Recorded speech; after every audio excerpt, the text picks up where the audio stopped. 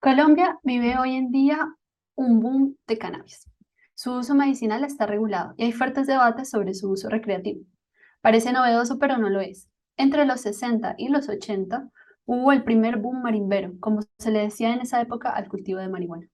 Era el momento en que Colombia se convirtió en uno de los principales exportadores de drogas en el mundo y también en el campo de entrenamiento de la naciente guerra contra las drogas.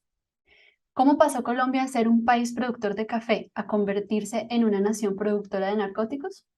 Yo soy Marcela Vallejo y esto es Jardines y Laberintos, conversaciones sobre drogas, políticas y violencias.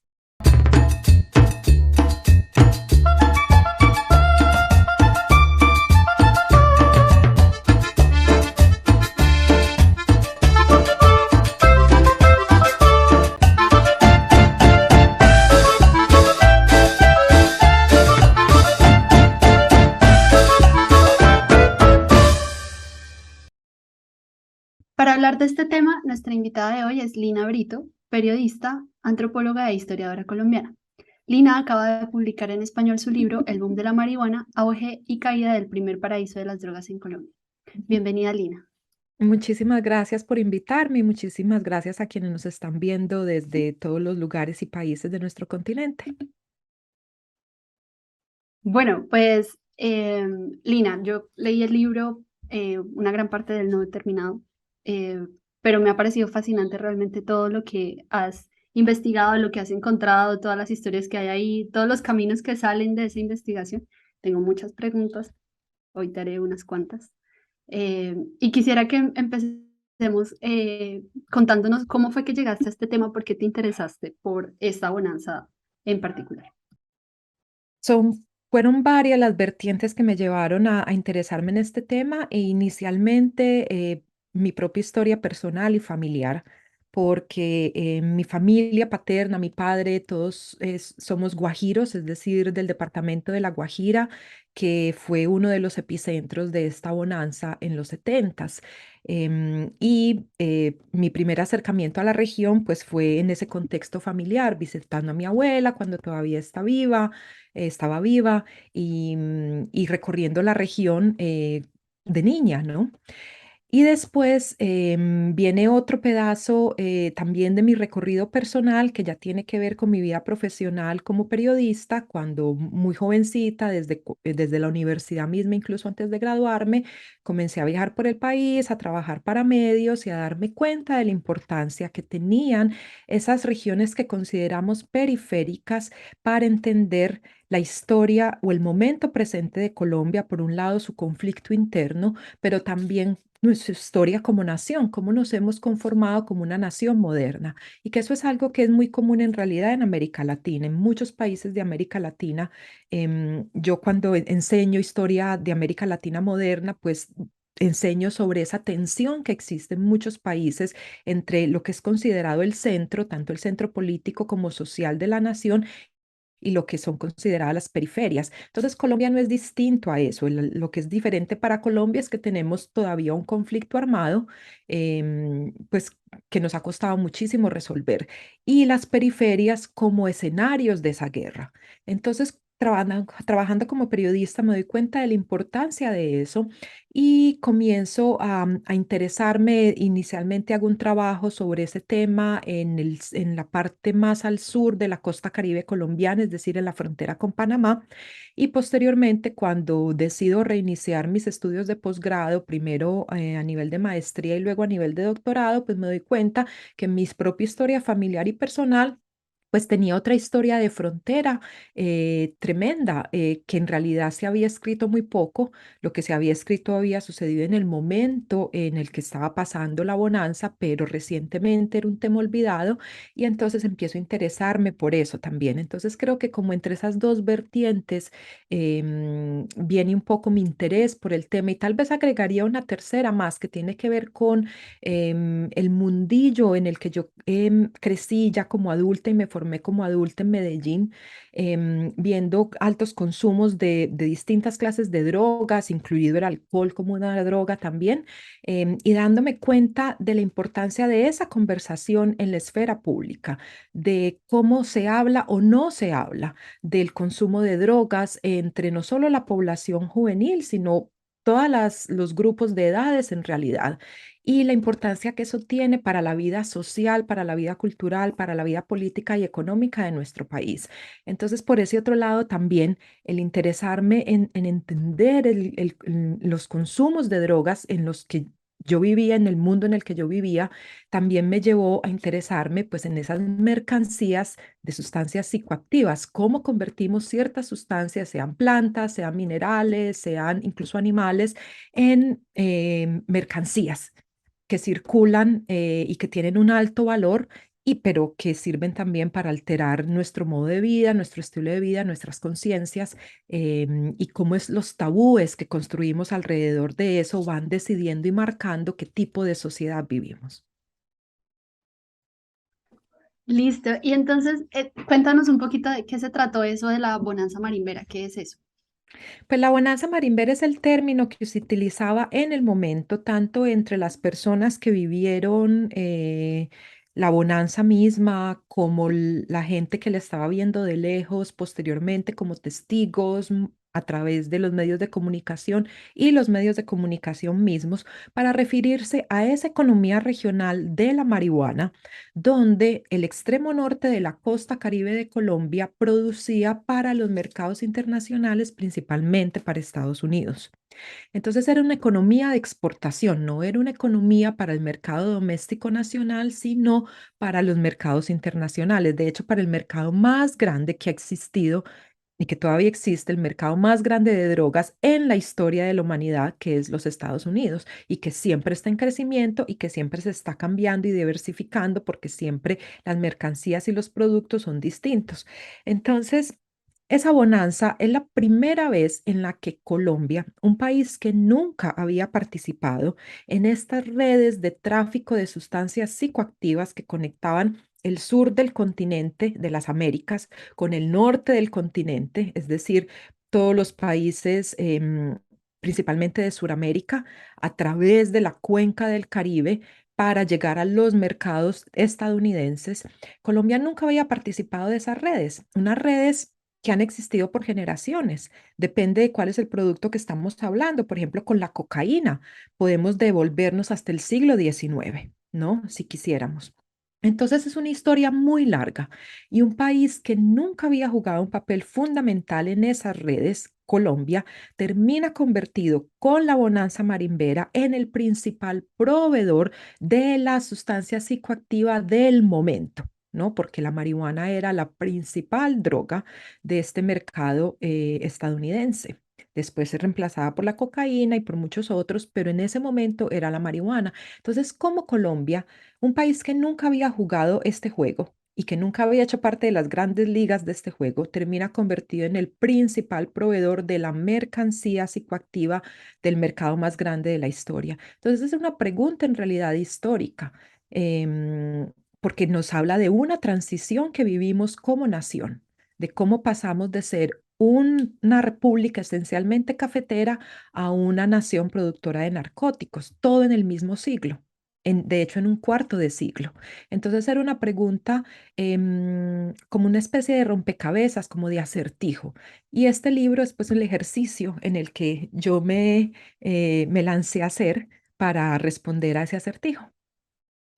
Esto que dices ahorita, ese paso de ser una nación cafetera a ser una nación exportadora de narcóticos, también me llama la atención esa relación con el café, ¿no? Tú la planteas en el libro, a mí me llamó la atención desde la construcción fragmentada de la nación, desde la expansión de las fronteras agrícolas, pero también en esa relación con el comercio, el contrabando, ¿no? Creo que hay ahí una relación bien interesante. Yo había pensado la relación con el café desde algo menos concreto, que era como la lógica del monocultivo, ¿no? Ujú. Pero no había pensado en todas estas otras cosas. ¿Podrías contarnos un poquito sobre ellas? Claro, mira, alguna vez alguno de mis colegas aquí en Estados Unidos, donde yo vivo y trabajo, hablando de mi libro, decía, este libro está lleno de drogas, café, marihuana, cocaína, ¿no? Y un poco esa es la historia de Colombia, o por lo menos del último medio siglo de Colombia, ¿no? Obviamente no podemos reducirla solamente a una historia de drogas y narcotráfico. Como nación y todas las naciones pues somos mucho más amplias, más plurales, más diversas que eso. Pero desde el punto de vista de esas transiciones históricas, sí se puede ver desde ahí, desde estas mercancías estimulantes o psicoactivas. Y lo interesante es ver cómo a través de esas continuidades, ¿no? De procesos muy parecidos como los que tú acabas de describir en tu pregunta, vamos generando e inventándonos cosas novedosas. Es decir, cómo lo viejo, lo tradicional, lo que siempre hemos hecho, va dando a luz a cosas nuevas que nunca hemos hecho, que no tienen precedentes, que son innovadoras. Y esa es una de las tareas siempre que tenemos los historiadores, explicar lo nuevo desde lo viejo, ¿no? Cómo es que se generan nuevas cosas. Y este cambio tan tremendo que sucede aquí en Colombia a raíz de la marihuana tiene precisamente que ver con esas similitudes tan tremendas que había entre la economía cafetera y la economía de la marihuana, que abre la puerta para que Colombia se transforme en una nación productora de narcóticos. La marihuana, al igual que el café, son simplemente productos agrícolas que se siembran, se cosechan, se secan, se empacan y se exportan. No requieren ningún valor agregado, no requieren ningún proceso de refinamiento, de industrialización, es simplemente una mercancía agrícola.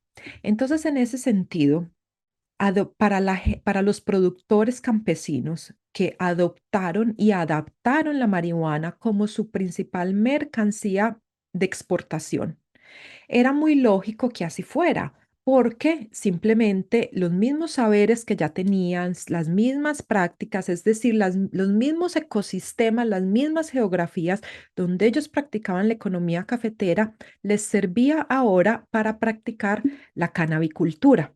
Como alguna vez un par de investigadoras que hicieron un trabajo muy bonito de Economía Agrícola para la Universidad Tecnológica del Magdalena, que era el nombre que tenía la Universidad de Santa Marta en esa época, en los 70s, hicieron un trabajo muy bonito de encuestas y de investigación en varias fincas productoras de marihuana durante la bonanza misma y fue una de las tantas fuentes que yo encontré y que me sirvió para entender cómo funcionaba esta economía desde adentro, el trabajo de ellas, y ellas lo llamaron la canabicultura.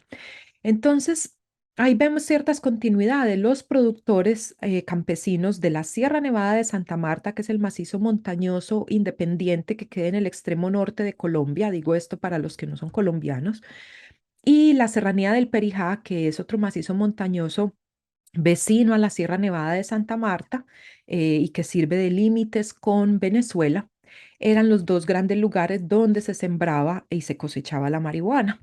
Y todos estos productores campesinos que se dedicaron a hacer esto, en su gran mayoría habían sido productores cafeteros. Entonces, básicamente, la marihuana reemplaza al café en estos dos macizos montañosos. Y muchos de los que se dedicaron a la intermediación, es decir, a la comercialización de esta mercancía, es decir, ir hasta los macizos montañosos, hasta las fincas, a comprometer las cosechas, a armar los embarques, a juntarlos, a traerlos desde las montañas hasta las pistas de aterrizaje improvisadas en La Guajira o hacia los puertos naturales cerca a Santa Marta o cerca a Riohacha, que era donde se concentraba todas las actividades de exportación. Esos comerciantes, muchos de ellos habían aprendido el oficio de contrabandear productos agrícolas, es decir, exportar sin pagar impuestos por canales ilegales, productos agrícolas, habían comenzado exportando café de esa manera. Entonces hay unas continuidades tremendas que son concretas, ni siquiera son abstractas o financieras, sino prácticas específicas de producción y de comercialización de mercancías agrícolas de exportación. Entonces, ahí vemos cómo de lo viejo, de lo que ya se venía haciendo, surgen unas prácticas completamente novedosas. La diferencia era que la marihuana pues tenía un mercado cautivo en crecimiento y que los mismos compradores venían desde allá hasta acá a recoger la mercancía. Entonces eso hacía que para los productores y los comerciantes pues se ahorraban un montón de fases en el proceso, les salía mucho más rentable, tenían un mercado cautivo al que no tenían que hacer, al que no tenían que llegar ellos mismos hasta allá, porque los mismos compradores se encargaban de esa parte complicadísima del transporte y de la importación. Entonces, vemos cómo la marihuana de alguna forma sirve como punto de giro entre lo uno y lo otro, hacer como una especie de alquimia, transformar esas prácticas que ya existían en cosas, en prácticas completamente novedosas. Sí, estas rutas, la lógica del contrabando más bien tenía como unas formas también, ¿no? Unas normas intrínsecas, pues eso me llamó la atención también porque fueron muchas de ellas adoptadas, ¿no? Por quienes empezaron a hacer contrabando de marihuana. Claro, claro. Las redes iniciales, o por lo menos lo que yo logré identificar y aprender conversando con la gente, muchas personas que participaron en transporte, en los mismos barcos que llevaban la mercancía hasta alta mar para hacer los transbordos y que los compradores norteamericanos recogieran la mercancía en mitad del agua y se encargaran de llevarla hasta Estados Unidos, o la gente que trabajó en los sembrados, en las fincas, o que se consiguió un pedazo de baldío, es decir, de tierra pública sin titulación, sin dueños, y ahí sembraba, o que deforestó el bosque para sembrar marihuana, ¿no? Lo que ellos me decían era precisamente que de las prácticas que ya existían del contrabando es que se pegaron muchos de los pioneros de este negocio para innovar e improvisar con esta nueva mercancía. Y hay que entender que el contrabando es una actividad también muy diversa. Entonces, podemos hablar de un contrabando de importación, que es decir, todas las mercancías que vienen de Estados Unidos o de Europa y que sin pagar impuestos y por canales no fiscalizados y no sancionados estatalmente ingresan al país.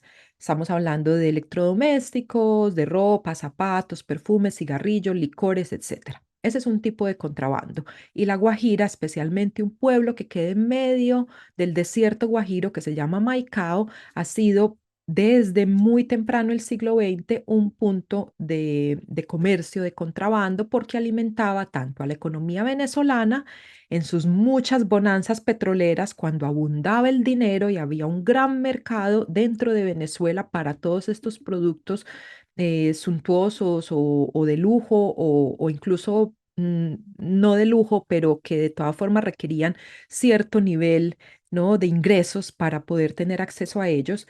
Y también desde Maicao se distribuía al interior de Colombia, para las ciudades, las principales ciudades del país.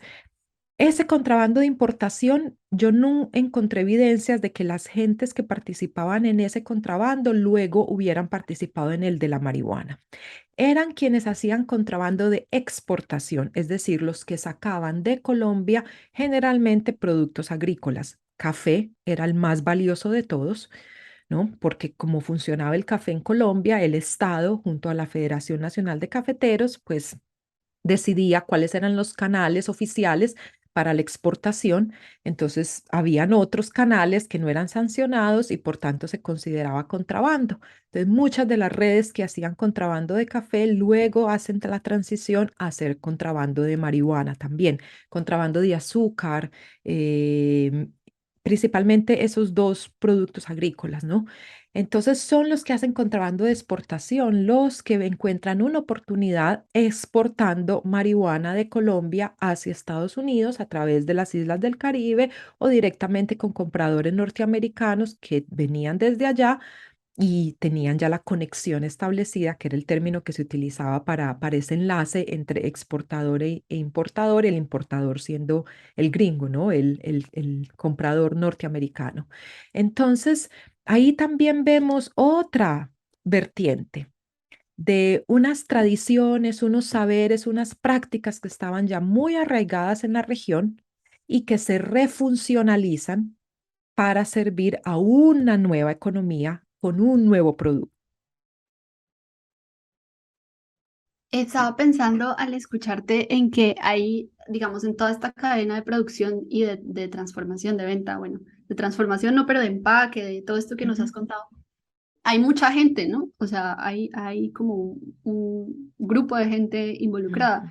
que creo que a veces va en contra, por ejemplo, de la idea del narcotraficante, que es un hombre, ¿no? Que tiene un ejército, pero que es él como la cabeza, que sabe todo, que todo lo controla, que todo lo... que es, me parece además súper complicada en la narrativa típica de las drogas, ¿no? Claro, y mira, y si tú ves todos los productos de entretenimiento que circulan ahora, ¿no? Desde Narcos de Netflix hasta, bueno, hasta las muchas narcotelenovelas que hemos tenido en Colombia, en México, en los canales latinos acá en Estados Unidos, que también las producen y las transmiten, siempre vemos esa misma narrativa, porque es muy útil a la hora de contar una historia, tener el antihéroe, ¿no? El protagonista que tiene su lado oscuro, pero que también tiene su lado humano, y al humanizarlo, pues entonces nos genera cierta empatía con sus actividades ilegales, ¿no? Y proyectamos en él un montón de mitos y de fantasías que tenemos como sociedad sobre el ascenso social, sobre la búsqueda de estatus, sobre lo que es tener poder y riqueza, fama y fortuna, ¿no? Em, Sobre ciertas maneras de ser rebelde y ser disidente de los estados y de los gobiernos y de los sistemas políticos que intentan oprimirnos, ¿no? Entonces, la figura del capo de alguna manera sirve como un arquetipo, ¿no? Para poder hablar de todos esos aspectos de la vida social actual o del último cuarto de siglo en América Latina, que si vemos es precisamente en el último cuarto del siglo XX cuando América Latina se convierte en un gran proveedor de sustancias psicoactivas para los mercados del mundo. Y para los mercados del mundo me refiero principalmente a Estados Unidos y Europa Occidental. Em, entonces, es una historia en realidad universal, en el sentido de que nos está hablando, ¿no? De el poder de los individuos para trazar su propia historia en contra, ¿no? De legislaciones, de estados, de gobiernos y demás. Pero lo que nosotros vemos en muchas de las economías de las drogas, que fue el caso de la bonanza de la marihuana en Colombia en los setentas y que sigue siendo el caso en muchos lugares de América Latina, aunque no lo veamos así, es que había un espacio mucho más amplio y de más pluralidad dentro del negocio mismo. Esos grandes monopolios que centralizan tanto el poder económico como el poder social y político, que es lo que representamos en esa imagen y en ese arquetipo del capo, ¿no? En realidad suceden aquí y allá. Y generalmente cuando suceden vienen acompañados de unas guerras y de unos procesos de violencia tremendos, porque es a través de la violencia pues como se logra la monopolización y la centralización de un negocio que en realidad funciona de una manera muy amplia y muy pluralista. Y precisamente por eso es que se necesita ejercer tanta violencia para poder encauzar algo que en realidad es muy plural y diverso, ¿no? Entonces se necesita imponer la fuerza y el terror para poder centralizar algo que está muy descentralizado. Y ese era el caso de la bonanza Marimber en los setentas. Había de alguna manera espacio para todos en distintos rangos y con distintas jerarquías. Es decir, claro que había un régimen de desigualdad y de inequidad. Por supuesto que sí. Los que estaban recibiendo la mayor parte de las ganancias, fueran económicas, en dinero o en poder, pues eran pocos. Y los que eh, estaban encargados de la parte fuerte del trabajo físico, de la mano de obra, de la logística y demás, pues esos recibían menos. Entonces, esta economía se desarrolla como una especie de pirámide, o si queremos, de embudo invertido, donde los que están en la cúspide, pues son los pocos que acumulan más ganancias a todos los niveles, y en la parte más baja están pues las grandes mayorías, que principalmente son los productores mismos y los intermediarios y comercializadores como en las capas intermedias. Pero de todas formas había espacio de alguna forma para que todo el que quisiera experimentar en esto, de alguna forma encontrara la manera de ingresar en el negocio. Y eso era precisamente lo interesante y por eso es que se convierte en una bonanza y en una economía regional, porque involucra a todos de alguna manera. Mira lo que me contaba alguien, un periodista de la región, que en el momento que estaba sucediendo la bonanza en los 70 era un líder estudiantil, después incursionó un poco en la política y después finalmente se dedicó a hacer periodismo y cuando yo lo conocí era un periodista muy destacado en el departamento de La Guajira. Y él me decía, aquí en el 77, 78, más o menos esos años, todo mundo, estaba hablando de la gente de la ciudad, de Riohacha, la capital de La Guajira, todo mundo tenía a alguien cultivando marihuana por ellos. Es decir, todo mundo estaba invirtiendo algo de sus capitales, de sus ahorros, de lo que fuera, en patrocinar cultivos de marihuana porque con ese pequeño porcentaje de inversión pues recibían cierto porcentaje de ganancias una vez lograban coronar, como se decía, el cargamento, es decir, ingresar el cargamento a Estados Unidos y que el comprador norteamericano les pagara pues por la mercancía que habían enviado. Entonces, esa pluralidad tan tremenda es lo que perduró por mucho tiempo durante esta bonanza y se va haciendo cada vez más estrecha por muchos factores que son los factores que de alguna manera explican también por qué fue que terminó desvaneciéndose y declinando. Yo estaba pensando ahí, eso me pone a pensar también en una cosa que es muy común y que tú nombras en el libro para explicar este tipo de fenómenos, que es esa idea de la ausencia del Estado. Ujú. Y yo entrevisto a gentes que trabajan con el tema actualmente en varios lugares y esa es la primera explicación, o sea, sigue apareciendo, ¿no? Con otras plantas, con otras sustancias, y ni siquiera, digamos, en las zonas periféricas de los países, pero también en las zonas periféricas de las ciudades, la primera Ujú. explicación es la ausencia del Estado. Pero también me parece que es súper problemática porque detrás de eso está la militarización y la violencia, ¿no? Em, Exactamente. ¿Cómo funcionó en este caso esta idea Lo de que la... pasa es que ahí es complicado porque entonces hay que entrar a definir, o no tanto definir, pero discutir un poco qué entendemos por Estado, ¿no? Porque si entendemos por Estado ese conjunto de instituciones que centralizan el monopolio de la violencia, ¿no? Y que ejercen el control territorial, pues entonces, en ese sentido, por supuesto que había mucha ausencia o debilidad del Estado en esta región en Colombia y en muchas de las regiones donde surgen las economías de las drogas, las economías y las culturas de las drogas, ¿no? Pero que el Estado haya sido ausente y débil en muchas de las secciones que conforman esta región en esa época, no quiere decir que de ahí vengan las condiciones y las circunstancias que hicieron posible esta economía. Y yo, al igual que la mayoría de las personas, cuando hablamos del tema de las drogas, partí de la premisa de que era precisamente la ausencia y la debilidad del Estado lo que había permitido que esta región fuera tomada por organizaciones criminales o que organizaciones criminales se formaran en esta región para conectarla de manera ilegal con los mercados de Estados Unidos.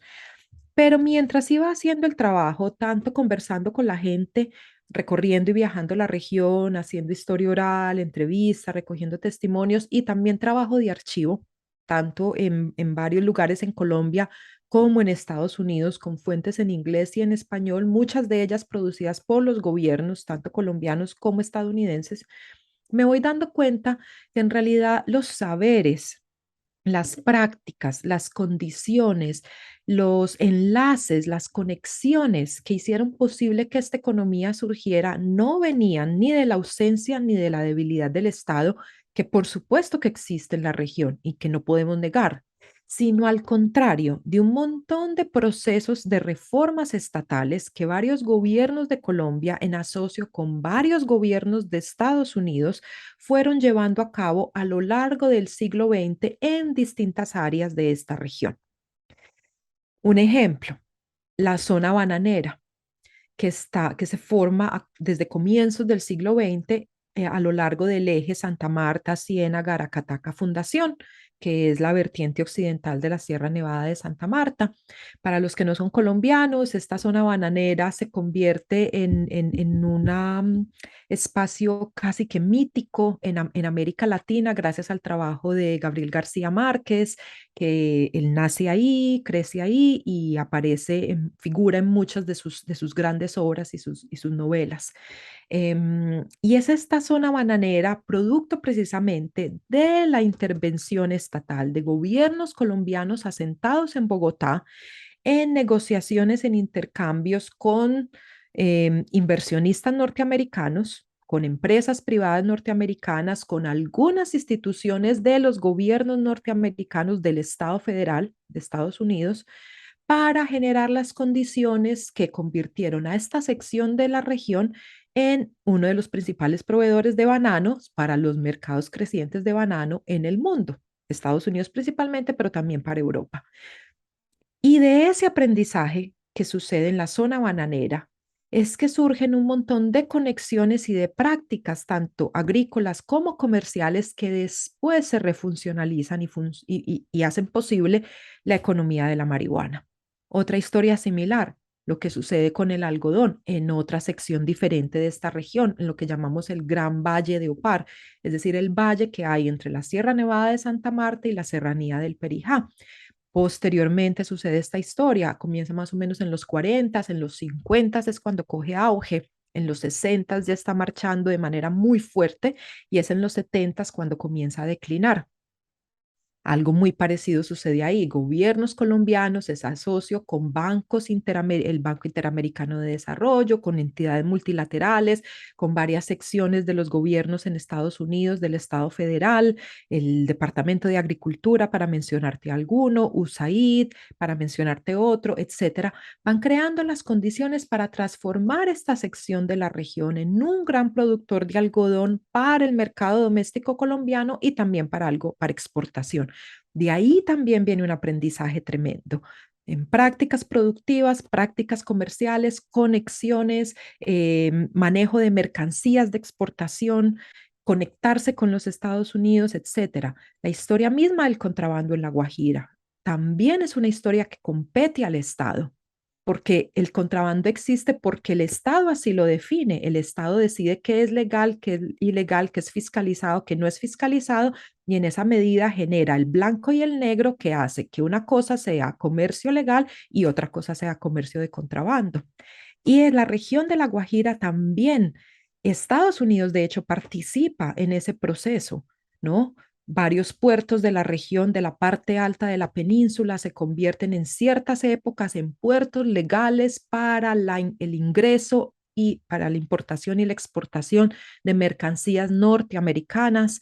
Entonces, vemos que el Estado en realidad es un actor en este juego, que es el que ha definido muchas de las condiciones que han hecho posible que esta región de la costa caribe colombiana tenga los saberes, tenga las infraestructuras, tenga los grupos sociales que se necesitan para generar economías de mercancías agrícolas de exportación para los Estados Unidos. Entonces, no es de la ausencia del Estado, es del tipo de presencia y de las diferentes fases, momentos y secciones dentro de esta región donde se ha ido construyendo Estado en ese diálogo siempre tenso entre centro y periferia e involucrando a los Estados Unidos como un actor importante en esos procesos.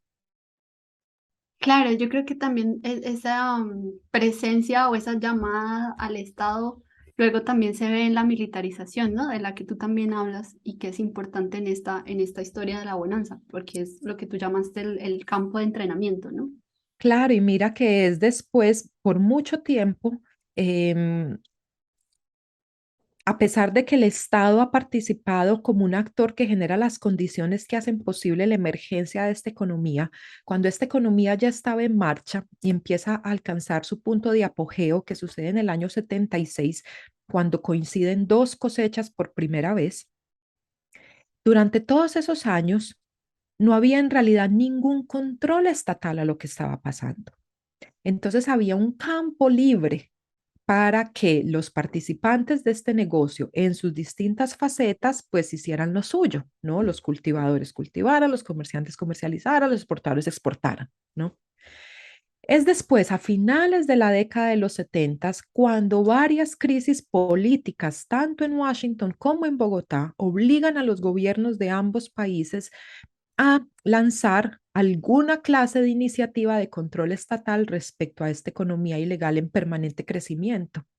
Y ahí es cuando el Estado supuestamente hace su aparición triunfal en la región bajo el modelo de la criminalización de todas las actividades que tuvieran que ver con la marihuana y de los actores que llevaban a cabo esas actividades y militarización de las distintas geografías donde estas actividades se llevaban a cabo, desde los valles interiores de Sierra Nevada de Santa Marta y de la Serranía del Perijá, hasta los puertos y las ciudades y los corregimientos en las estribaciones y en las planicies, tanto de Santa Marta como de La Guajira. Entonces, ahí vemos el Estado aparece, ¿no? Desde el monopolio de la violencia, desde la represión, ¿no? Y bajo el paradigma de la guerra contra las drogas, porque eso también es lo que hace esta historia tan importante, y es que es durante esta bonanza de la marihuana, no de la cocaína, sino de la marihuana, cuando Colombia se convierte por primera vez en un teatro de la guerra contra las drogas. Cuando nosotros como país, como nación y nuestros gobiernos se deciden en negociación permanente con los gobiernos norteamericanos en Washington a importar este esquema que ya existía y que ya estaba en funcionamiento en México, a traerlo para acá y adaptarlo a nuestras necesidades políticas y a nuestras condiciones sociales. Entonces es en esta bonanza donde nosotros nos convertimos en un escenario de la guerra contra las drogas en el mundo. Y pensar Plan Colombia a comienzos de los 2000 y que a pesar de que como tal ya no existe, pero de todas formas el tipo de prácticas que estableció todavía son imperantes y todavía hasta el año pasado estábamos hablando de fumigaciones de cultivos ilícitos, ¿no? Es decir, todo eso es posible precisamente porque existió una primera versión de eso en los 70 en la Sierra Nevada de Santa Marta, cuando los gobiernos de Colombia deciden que el Estado debe invertir su fuerza y su poderío en ese tipo de represión y en ese tipo de violencia estatal. Eso me llama la atención porque el dato histórico del decreto que dice que la marihuana es ilegal es del 47, ¿no?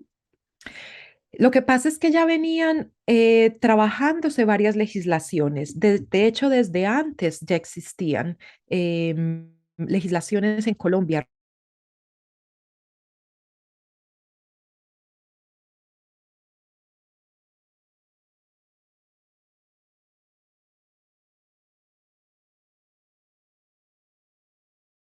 sino también dando decretos ejecutivos distintos, ¿no? Siempre estaban sucediendo en diálogo con las legislaciones internacionales. Cada legislación que se pasaba primero en la Liga de las Naciones, después cuando se crea las Naciones Unidas, todas esas convenciones sobre drogas y sobre control de sustancias psicoactivas, pues Colombia las ratifica. Y al ratificarlas, pues tienen que generar su propio sistema regulatorio que sea acorde con la legislación internacional que acaban de ratificar. Entonces, por eso vemos todos esos decretos distintos.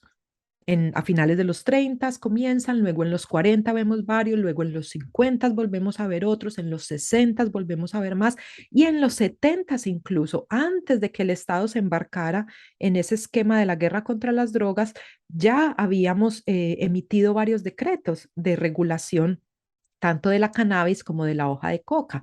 El presidente Misael Pastrana, que era el presidente colombiano a comienzos de los 70, hizo una reforma administrativa muy importante, que es la que de alguna manera prepara al Estado colombiano para que a final de esa misma década de los 70 adoptara la guerra contra las drogas como el paradigma de su accionar, ¿no?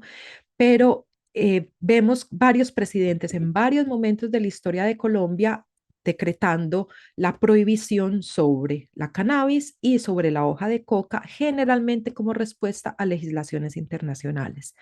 En este caso en particular, cuando lanzan la guerra contra las drogas en noviembre de 1978 sobre la Sierra Nevada de Santa Marta y la península de La Guajira, ya teníamos un recorrido largo respecto a esos decretos ejecutivos y a esas legislaciones. Pero esta campaña en particular era como un revolcón y un remesón que nos lleva a otro nivel. Todos los decretos que existían antes eran pequeñas reformas administrativas o legislativas. Por ejemplo, incrementar las sentencias a gente que encontraran cultivando cannabis o que encontraran con posesión de marihuana, que no le estuvieran cultivando, comercializando, simplemente en posesión de ella. Era una estrategia que se veía mucho. Cada nuevo decreto incrementaba un poco esas sentencias. Entonces ya no era una infracción, sino que ya ibas a la cárcel. ¿No? Entonces se incrementa la población carcelaria en Colombia a lo largo de los 60, vemos eso. Por ahí en mi libro está la cifra, ahora no lo recuerdo exactamente, pero se incrementa la población carcelaria gracias a esos decretos. Pero la guerra de la Sierra Nevada a finales de los 70 es otra cosa, porque ya no es simplemente de incrementar las sentencias o de satanizar a productores, comercializadores o consumidores, sino que era coger o utilizar el aparato estatal, el aparato represivo estatal, principalmente el militar, ¿no? Las Fuerzas Armadas, de alguna manera la Marina también y las Fuerzas Aéreas, pero principalmente las Fuerzas Armadas, a través del Ministerio de Defensa, con dineros venidos de Estados Unidos, y lanzar una campaña de erradicación de cultivos y de interdicción del tráfico. Eso no había sucedido antes en ningún momento. Esta es la primera vez que hacemos eso, con dineros de Estados Unidos, con el apoyo político de Estados Unidos. El Estado colombiano moviliza su aparato represivo para militarizar esta región, erradicar cultivos y hacer interdicción del tráfico y arrestar a todos los involucrados en el proceso. Ah, ya entiendo, entiendo la diferencia más claramente. Y ahí, digamos, porque cuando yo te leo y te escucho, entiendo como esa importancia de ese periodo y de esa situación y de como sus efectos para después, ¿no? Sobre todo estas relaciones con Estados Unidos, este papel en la guerra contra las drogas. Pero ¿por qué crees que quedó tan en el olvido? Digamos, a pesar de que hay productos culturales tipo el vallenato, que es una música que además ha traspasado fronteras, ¿no? ¿Por qué, por qué quedó en el olvido? Es muy interesante hacerse esa pregunta porque, porque en el momento en el que esto estaba sucediendo, esto fue noticia y estaba en todas partes. E incluso la industria del entretenimiento se pegó de ella. Hubo una telenovela muy famosa en Colombia en los 80 que se llamaba La Mala Hierba, basada en el libro que escribió el periodista Juan Gosaín, que era una novela, es decir, ficción, pero él hizo esa ficción basado en entrevistas que él realizó con marimberos, es decir, con hombres dedicados a la comercialización y exportación de la marihuana en esta región. Y esa telenovela fue de altísimos ratings, fue muy conocida, las noticias de lo que estaba pasando, principalmente después de que el Estado interviene con su violencia estatal a reprimir esto y con el apoyo político y financiero de los Estados Unidos, e incluso de agentes de la DEA, porque ellos también participaron sobre el terreno. Em, Esto era una gran noticia y era un tema de conversación. Y cuando yo hacía el trabajo de prensa, ¿no? De mirar los periódicos y las revistas de la época, me daba cuenta que tenía de todo menos de silenciado o de eclipsado. Era uno de los grandes temas del momento. Entonces yo creo que hay varios factores que hacen que se vaya desvaneciendo en el tiempo. El más obvio es pues, la arremetida tan tremenda del negocio de la cocaína y de las organizaciones que monopolizaban el refinamiento y la exportación y la distribución al por mayor en Estados Unidos, ¿no? Que hablamos siempre del cartel de Medellín y Cali, pero bueno, era un poco más que eso, pero de alguna manera se puede resumir en eso para el público general que no es colombiano o que no vivió esta época, ¿no? Entonces yo creo que con esa avalancha tan tremenda que fue el negocio de la cocaína y las guerras que las organizaciones que manejaban la cocaína le declararon tanto al Estado como a la sociedad colombiana, ¿no? Esos años de asesinatos de jueces, de policías, de servidores públicos, de periodistas, luego las campañas de carros bombas, las guerras entre estas dos organizaciones, ¿no? El cartel de Medellín y el cartel de Cali, que de ser amigos y de respetarse sus terrenos y sus espacios, pues terminaron enemigos y terminaron engarzados en otra guerra entre ellos que le agrega otra capa más de violencia a la guerra que ya venía sucediendo entre estas organizaciones y el Estado, ¿no?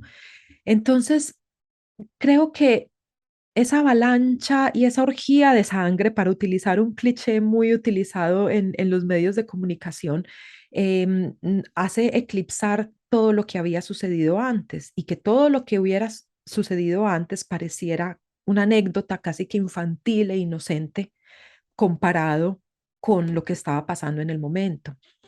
Por otro lado, creo que también tiene que ver con la manera como nosotros hemos estudiado y analizado estos fenómenos.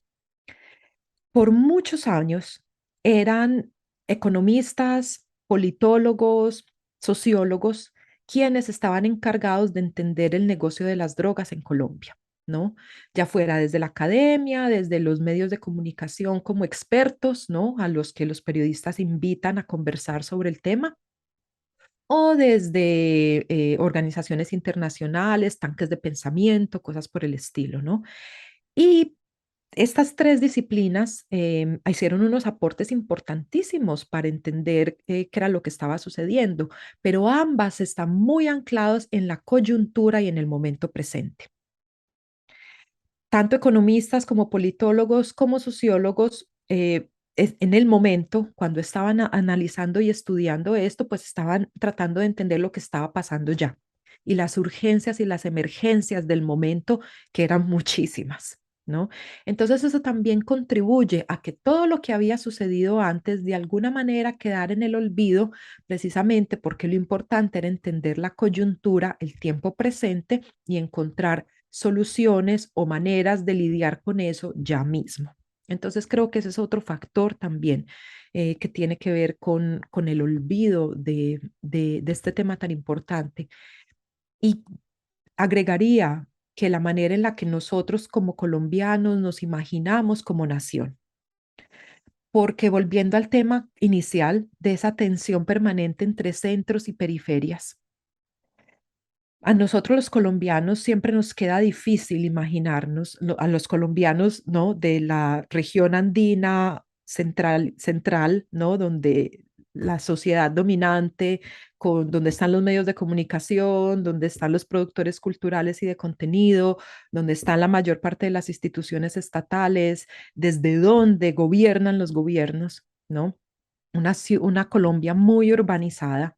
Nos queda muy difícil pensar que la historia nuestra también pasa por esos lugares lejanos que llamamos los territorios, ¿no? O las periferias, ¿no? Allá lo único que pasa es la guerra, pero las decisiones suceden es acá. Lo importante pasa es acá. Entonces creo que eso también ha afectado muchísimo la manera en la que hemos entendido y olvidado esta historia, en el sentido de que esta era una región periférica que sigue siendo vista como una margen, ¿no? Un abismo de la nación colombiana. Entonces, lo que hay que entenderlo es aquí. ¿Qué fue lo que hizo el gobierno? ¿Qué fue lo que hizo Estados Unidos? ¿No? Pero nunca o muy rara vez nos tomamos la molestia de mirar, ok, ¿cuál fue la historia que también se escribió y cómo se ve desde allá? Y para mí, con el libro, parte del ejercicio era hacer eso precisamente. Lo que yo llamo en el libro cruzar al otro lado del espejo para darme cuenta que no había ningún otro, que siempre hemos sido nosotros los mismos, ¿no? aquí intentando armar un país de un montón de culturas y de territorios y de pueblos fragmentados. Em, y creo que eso influyó bastante en olvidarnos de esta historia, ¿no? Porque terminó reducida en folclore, en mitología, en anécdota regional, no convertida en historia de nuestra nación, de quiénes somos como país y cómo nos convertimos en lo que ahora somos, sino como en mitología y anécdota regional. Eso también me hace pensar en una imagen que tú traes al final del libro que me puso a pensar en cosas que vengo pensando. Y es esta imagen de, por un lado, el monumento a Diomedes, ¿no? Súper organizado, bien puesto, y por el otro lado el avión Douglas DC-6 arrumado en un parque. Y la dificultad por recordar y por hacer memoria de esto también, ¿no? Hablábamos, por ejemplo, con Santiago Rueda sobre el edificio Mónaco, Ujú. ¿no? El hecho de haberlo tumbado y si era necesario o no hacer eso. Y es algo que a mí me da vueltas justo porque vivo ahorita, por ejemplo, aquí en esta ciudad, donde hay unos procesos de memoria que yo creo que son necesarios y que no se hacen. Y la pregunta es por qué, digamos, hacemos memoria con la guerra, con el conflicto tan duro, pero no con esta otra guerra que ha sido también tan determinante, ¿no? Tan Ujú. importante. Pero si tú te pones a mirar esos ejercicios de memoria que estamos haciendo, que parecen ahora como tan normales y tan parte de nuestra cotidianidad, por lo menos en la esfera pública, ¿no? Son muy recientes, son de este siglo, ¿no? De las últimas décadas y precisamente como resultados de varios procesos de paz. Primero el de justicia y paz con los paramilitares durante el gobierno de Uribe, luego el con las FARC en La Habana durante el gobierno de Santos, y eso fue creando varias comisiones, varios grupos de expertos, varias claro, comisionados que estaban viajando a distintos lugares del país, a hablar con los sobrevivientes, con las víctimas, con los líderes y lideresas que en los llamados territorios, ¿no? Entre comillas, am, estaban precisamente manteniendo viva todas esas narrativas, esos cuentos, esas maneras de entender las historias de horror que habían vivido. Entonces, la manera en la que nosotros como colombianos nos hemos embarcado en el ejercicio de hacer memoria histórica ha sido muy específico al conflicto armado y el narcotráfico como un aspecto fundamental de ese conflicto armado, desde la financiación, pues es absolutamente central, pero más allá del asunto de financiación, pues ha jugado un papel fundamental de muchas maneras, por ejemplo, en generar liderazgos y monopolios de poder político, por ejemplo, pero también generar valores y principios que siguen estando vivos en la manera como nosotros nos pensamos como colombianos, ¿no? Esa idea de salir adelante a como de lugar, ¿no? De la búsqueda de estatus, de no ser invisibilizado. Eso está muy atravesado por prácticas que surgen inicialmente como parte del negocio de producción, comercialización y exportación de drogas. Entonces, siento yo que, el tipo de ejercicios de memoria que hemos estado haciendo en las últimas 2 décadas, extremadamente importantes, fundamentales, pero apenas estamos empezando, siento yo.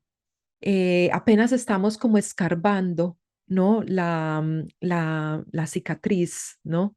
Y todavía nos falta integrar muchos ángulos y muchos temas y perspectivas más. Y yo estoy de acuerdo completamente con Santiago Rueda, que él es tal vez quien lo ha dicho mejor. Y uno de sus coautores, Harold Ortiz, también artista y curador, que ellos dicen precisamente no existe un ejercicio de memoria respecto al narcotráfico y respecto a lo que ellos llaman el fenómeno narco, que es mucho más que narcotráfico en sí mismo. Es también la manera como el negocio de las drogas ha definido nuestra estética, ha definido la manera en la que hacemos ciudad y hacemos urbanismo, definido la manera en la que nos relacionamos los unos con los otros, en los que creamos sociedades y relaciones sociales.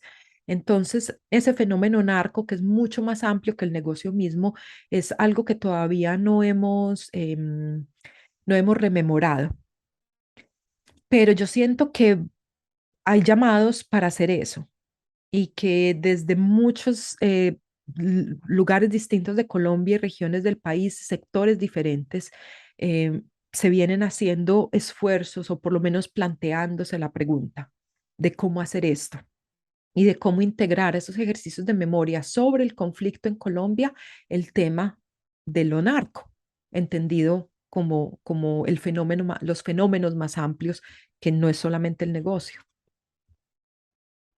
Sí, sí, realmente creo que cada vez se hace más necesario, ¿no? Y tiene muchas aristas. La relación con el conflicto es una, pero bueno, todo lo que decías, ¿no? La construcción de ciudades, las formas de relación, una de las cosas que creo que es muy terrible que ha quedado es esa como esa naturalización, perdón, de la deshumanización, ¿no? Que es Ujú. fácil y que funciona en muchos lugares. Pero Para, también se nos olvida que uno de los motivos por los que también el narcotráfico ha sido una actividad económica y social tan arraigada en Colombia es porque de alguna manera también ha tenido sus aspectos positivos y con eso no lo estoy defendiendo para nada. Pero lo que digo es que es a través de este negocio que mucha gente ha logrado realizar ciertos sueños y logrado ciertas aperturas, ciertas ganancias o cierto acceso a ciertos recursos o a ciertas posiciones que de lo contrario no hubieran tenido. Y eso es lo que pasa en una nación tan clasista y tan cerrada y tan racista como es la sociedad colombiana, donde la movilidad social es tan cerrada y tan imposible, donde los monopolios respecto a los recursos a todos niveles, políticos, naturales, etcétera, también es tan cerrado. Mira que en Colombia todo de alguna manera funciona de un modo mafioso. Siempre pensamos que la mafia asociamos mafia con narcotráfico, pero en realidad lo mafioso tiene mucho más que ver con eso. Lo mafioso es la monopolización y centralización del poder y de los recursos. Y en Colombia todo de alguna forma funciona así. Los medios de comunicación terminan hablando del cartel de los pañales, del cartel de la toga, del cartel de las arepas, de todo es un cartel, porque en parte, ¿no? Esa búsqueda por ascenso social, esa búsqueda por estatus, esa búsqueda por cambiar las condiciones de vida, para muchos es a través de los medios ilegales que ha sido posible. Entonces, también hay una pregunta para nosotros como nación de qué tipo de sociedad hemos sido para que estas prácticas, a pesar de su horror, a pesar de su tragedia, sigan teniendo tanto appeal, ¿no? Tanta atracción y sigan vigentes, sean viables y sean vigentes para muchos. claro, y que sean consideradas legítimas, ¿no? Que creo que tú también tratabas ese tema. Tienes razón, yo me puse en los lados negativos, pero ahora pensaba en que aquí, por ejemplo, donde yo vivo en el norte del valle, hay mucha gente que habla de las personas que pudieron entrar a la universidad y pagar la universidad porque tenían ese dinero y que de otra manera no habrían podido hacerlo. Y sí, tienes toda la razón. Creo que es más Y complejo mira, la clase política colombiana se totalmente. rearticuló y se reinventó por completo precisamente gracias al poder económico, electoral, etcétera, a todos los niveles del narco, Claro. gusten o no nos guste, ¿no? Y han sido muchísimos los expertos que han escrito sobre eso. Ese no es uno de mis temas. Aquí estoy simplemente recordando trabajos de colegas, ¿no? Que han hecho un trabajo muy interesante en distintas regiones del país o en distintos momentos históricos sobre la reestructuración de la clase política colombiana y cómo estas clases emergentes, como las llamamos, que emergen precisamente por estos dineros ilegales, sea de drogas o sea de contrabando de mercancías que son legales, pero que circulan de manera ilegal y por tanto son consideradas contrabando, o sea de oro, o sea ponle tú la mercancía, entran a ser parte, ¿no? De la clase política colombiana, precisamente porque esto es lo que les abre las puertas, es lo que les permite hacer eso. Entonces, en realidad, toda esa hipocresía y todo ese tabú con el que seguimos tratando el tema de las drogas, reduciéndolo a un problema de consumo, por un lado, o reduciéndolo a un problema de relaciones con los Estados Unidos o de cifras macroeconómicas, terminan eclipsando un montón de procesos sociales que han hecho posible el tejido que nos une como nación. Claro que sí. Pues bueno, yo creo que podría seguir mucho tiempo, pero yo creo que por ahí está bien y estos últimos temas que hemos tocado me parecen súper importantes para continuar pensando cosas aquí en este pequeño programa de entrevistas que hemos organizado. Yo te agradezco mucho por el tiempo, por la disposición y por todo lo que nos has contado. Realmente me pone a pensar muchísimo y espero que a quienes nos escuchen también. Bueno, no, muchísimas gracias por la invitación. Estaré pendiente de escuchar todas las otras entrevistas en esta serie sobre drogas, y gracias por la iniciativa.